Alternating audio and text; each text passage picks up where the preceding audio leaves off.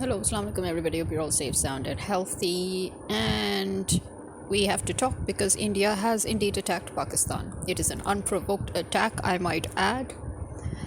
And I've noticed how India tried to strike a narrative saying that it attacked 9 different places in Pakistan and that all the 9 places were terrorist camps. Now, Pakistan, on the other hand, has confirmed that 5 places were targeted, including Muridke and Bawalpur, and some parts of Kashmir. And strangely enough, contrary to India's claims, or shouldn't I think I shouldn't even say strangely enough, because this is again something that we knew, that India was making false claims. Because the last time as well, when India targeted Bawalpur, which is something I'm going to come back to, and other places in Pakistan, it claimed that it had attacked terrorist camps, but there were no militant camps present. It attacked civilians then, and it has attacked civilians now. So that's what Pakistan's government has confirmed, that it has confirmation of 5 places being attacked, and that all these were civilian areas, and civilians were killed. You've had children and women included. Now, the fact that this narrative was trying to be pushed in the international media by India, I'm just glad to say that Sky News has kind of at least put forward the other side of the story, saying that, Pakistan has responded by downing 2 Indian jets, and that India claims that it has attacked militant camps, but Pakistan confirms that it is, or Pakistan claims that these were civilians that were attacked, and these were civilian areas that were attacked. Now, what are the facts, and why do I still blame the Pakistani army so far as to even call it an act of betrayal on their part? What do we know? Okay, we know that Modi staged a false flag operation in occupied Kashmir because his own people, his media, his opposition, even people in his government were turning against him by the vicious acts and the atrocious acts that he was committing in occupied Kashmir. And I think he felt that the only way that he could have dealt with this was to basically simply just stage an attack so that he can justify his act and further his aggression in occupied Kashmir. This is something that was actually time and again, and till date, it is being repeatedly stated by the people concerned in occupied Kashmir. Their journalists, their media, their politicians, they have again and again, right from the, literally right off the bat, they have been saying this, that this was a false flag operation by the Indian government, and nobody else was involved in this, and there was no act of terrorism by anybody else. The act of terrorism was committed by the Indian government itself. So, fact number 2. India arrested its own army official, I think it was a general if I remember right, who had claimed that there was no evidence against Pakistan's involvement in the Pahalgam attack. As soon as he made that statement, he was arrested. Fact number 3. The Indian government benefited the most from these attacks in Pahalgam, but the Pakistani army benefited as well, because now the army, which is right now literally kicked out, basically, it's out in the snow by the people of Pakistan. It's not in Pakistani's good books, you can say. Now it thought that, okay, look, India has committed this act and it's blaming us, and now the people will come united under us, and they will be on our side because we're now, we're being attacked by a foreign enemy, and we will once again gain the favor of our people. So the Pakistani army milked that whole scenario to its advantage. Okay. Now, fact number 4. India violated the Indus Basin Water Treaty, which Pakistan had already warned would be an act of war, because yes, actually, technically, based on international law, it is an act of war. Okay? Fact number 5, India attacked Pakistan. These are unprovoked attacks because Pakistan did not attack. India at all, not even in response to India blaming Pakistan for what India itself is responsible for in occupied Kashmir. The fact that India prepared to attack Pakistan was also very, very obvious. And the fact that Pakistan was aware of the fact that India was now going to strike Pakistan with missiles is also obvious. We as civilians knew that India would try to do that. So it suffices it to say the army would obviously know. Now, fact number 6, the government of Pakistan actually even said it that they had reports that India was going to attack Pakistan within the next 36 to 48 hours. Okay. Fact number 7, the Pakistani army closed airspace, obviously in response to India's act of war or violation of the water treaty and all. Pakistan had banned the usage of airspace for India, so India could no longer use Pakistan's airspace for its commercial flights. And as a result, obviously, India suffered. People might like to claim that Pakistan too would have suffered, but no, actually, most of our flights come from the other end. It's very few flights that come from this end that we could suffer from compared to India. Then, now back to this again. So, Pakistan knew that India was going to attack. We all knew. And so they were getting all their drills done. They were at the border. There was a bit of firing across the both sides of the border, skirmishes as always at the LOC, and then suddenly you find that the army has closed the airspace throughout Punjab. Now this is where I'm going to come to why I criticize the army even today, why I think it's still an act of betrayal, and why I think that the Pakistan army is responsible for the innocent lives lost. They knew, they had reports, they knew, right? They were doing all these drills, all these exercises and everything, and then they decided to close the airspace, keeping in mind that India had already attacked Balpur once. You're telling me it never crossed the army's minds that India would actually come and attack these parts of Punjab again? You're telling me it never crossed their mind. And you're telling me that they were so easily tricked that they thought that India was going to attack the other side of the border, but India came to this side and attacked? Seriously? As an army that is preparing for war, you don't even know what your strategic post should be? You've actually closed the airspace. You've closed the whole Punjab's airspace. That tells you that you know that all this area is sensitive. You know that it's not just Sialkot and it's not just that part of Kashmir. You know that all the other areas along the border are going to be sensitive areas. And yet you want me to believe that despite the fact that you had your reports, despite the fact that you started your drills, despite the fact that you closed the airspace, India managed to successfully hit 5 places. India claims 9, you claim 5. Okay. And in response, you managed to down only 2 Rafales. You want me to believe that?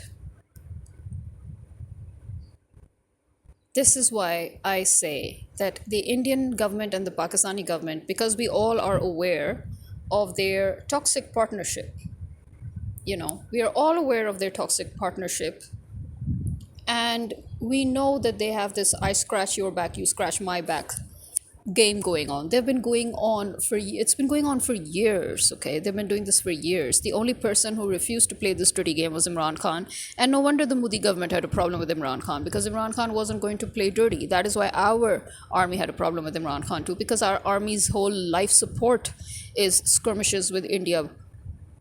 That is their whole support, which now, as I said, that's what they're trying to milk. So you see, it's benefiting our army as well, which makes me think, did they allow these missiles to fall very neatly into those 5 areas successfully?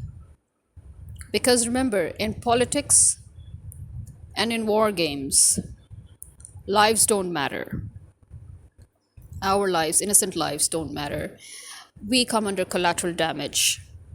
Okay, so yes, I do blame the Pakistani army and the Pakistani government for being responsible for the deaths of its own innocent victims, because I am sorry, but I cannot believe that an army that is larger than its own country, an army that has the technology to deal with a simple act of a missile, you know, an army that is actually capable of downing drones. You're telling me that that army that was drilling and prepping and closing airspaces and, getting ready at the borders, you're telling me that they actually failed? They literally failed to down all those missiles? Even if they got 3 out of 5. But no, you're telling me I should believe you when you say that you did not expect them to attack Bahawalpur again? You're telling me, okay, fine, forget Kotli, forget Muridke, but Bahawalpur, that is what struck me. They attacked Bahawalpur before, and you're telling me it never crossed your mind that they would come to the side again? Now, according to the Pakistani army, we have responded by not just downing 2 of their jets, but we have hit the Indian Brigade headquarters. Okay. In fact, there is a journalist in occupied Kashmir who has also confirmed that a fighter jet has crashed in the south of Kashmir, and but he's awaiting. He was awaiting confirmation, which he probably got, obviously, because this is now a few hours ago. But the point is, what was our army doing?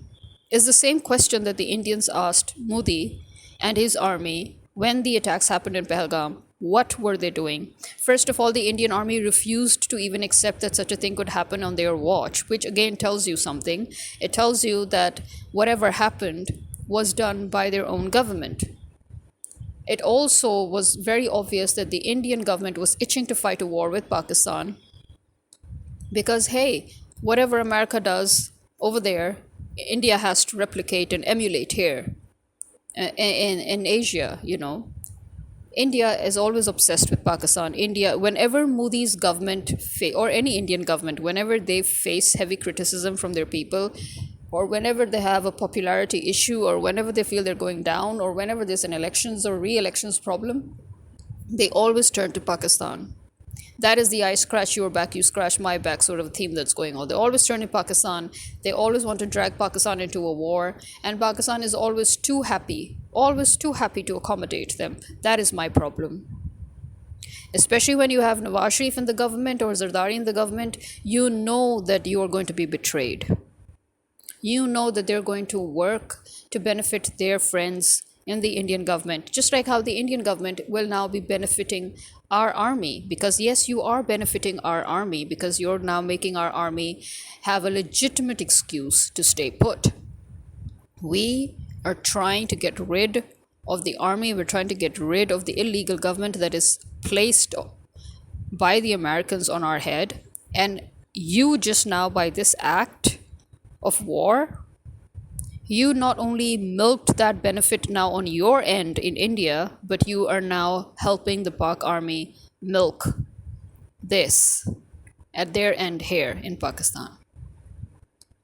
Suffice it to say that, yeah, obviously the whole now country will be united, but let me tell you one thing. We may be united in the face of the enemy, but we still have a problem with our army. And my problem extends to this point where I suspect the army of accommodating India in this act of war, in this act of terror. You're telling me I should believe that you couldn't down even 3 of the 5 missiles. You claim it's not 9, it's 5. And you couldn't even down 3 of the 5 missiles. And you just decided that, oh, you downed 2. You downed 2 missiles after the fact. After 5 places were already attacked. You want me to believe that you did not see that coming with all your drills and all your reports and all your security intel and all your all the preps that you were. I'm sorry. I'm not wrapping my head around this. Okay, and this is why I personally see this as an act of betrayal, as an act of treason on the army's part. And I even will go so far as to call it a false flag. Yes, because remember, I've said it a million times. Nobody can enter your land without you opening the doors for them. And if the army opened said doors for the Indian army, for their Indian counterparts, then yes, this comes to false flag because there's a partnership going on here.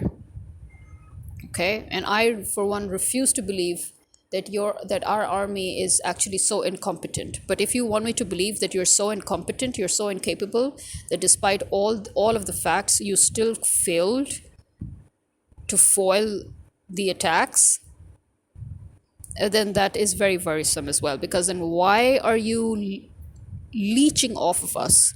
Why are you stealing off of us? Why are you plundering the economy of this country if you cannot even protect this country? I'm sorry, then what are you doing here? We do not want incompetent watchguards.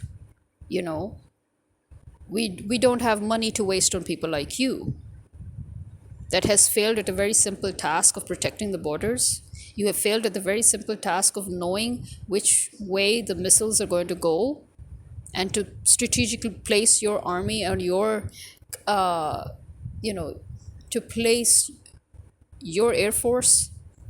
I mean, as I said, you've practically closed the whole airspace, which means that your air force has been drilling all over. And now you're telling me that no, they were drilling on just one part, which was the wrong part, and so the other parts got hit. It doesn't even make sense. Not even to a layman, it just doesn't make sense. And I'm trying to speak in as normal and as layman a language as possible for everybody to understand. I'm not even going to go and use military terms, and I'm not even going to go and use political terms here, because this is about the common man understanding shit. And the shit that the common man is understanding now is you failed miserably, despite the fact that you knew what was coming. You're telling me you knew it was coming, but you didn't know where it was coming? Seriously? What kind of an intel did you get? Who's working at the intel? Seriously? Who's getting those reports? Who's making those reports? Who are your assets? What's wrong with you? You want me to believe that you literally did not know that these places were going to be attacked? Or you want me to believe that you knew but you were ill prepared? Or you want me to understand that you allowed it to happen because it would basically benefit you? Politically speaking, it's going to benefit you. India needs to be put back in its place once and for all, and that can only be done when you have an actual honest to God leader who refuses to play these kind of dirty games, who refuses to enter into such a partnership with India, where whenever Indian government is in trouble, it takes the help of the Pakistani government, to get its dirty work done. This needs to stop. And that is why, as I said, that is exactly why Imran Khan was not popular in India, because he refuses. He's not the kind of a person. He refused, and he still refuses to play these kind of games. To him, the integrity of Pakistan is more important. To him, peace is more important. To him, having a dignified state with a dignified leader is more important. Okay, having a sovereign, self-sufficient state is more important. Having a neutral state that does not get involved in such kind of dirty politics just to please and to benefit people at the expense of the innocent man, at the expense of the common man, at the expense of the actual state, which is the people of Pakistan, And that is why India couldn't tolerate him. And that is what I've come to the conclusion to now. So, yeah, I think this is all BS. I think India needs to be ashamed of itself because it has literally violated the international law. I think the world needs to be ashamed of itself because the world is in no position even to say anything to India, because the world is right now silent over the atrocities committed in Gaza, in Palestine, and they have been silent at the atrocities committed in occupied Kashmir, in India. I mean, where in corruption they all stand united. What more can you expect? And throw the Pakistani army into the mix, and you've got foul play. I mean, I don't even know what to say. So yeah, I'm sorry, but I am not going to say that, oh, I stand with the Pakistani army. I do not stand with liars, and I do not stand with incompetent fools, and I do not stand with corrupt people. Okay, I don't know what your game is here. All I know is that you and India, once again, just shook hands on a toxic partnership that benefited both you and your Indian counterparts. The Rafale deal got signed with France finally, something that was being delayed. So, your Indian counterparts got some benefit there. Modi got benefited. He got benefit from the fact that now he can further his aggression in Kashmir. Okay, and the fact that Modi actually went in contact with Saudi and with Russia and with a few other countries, taking them into confidence, saying that yes, we have attacked Pakistan. What does that say? Without evidence, that's the main thing.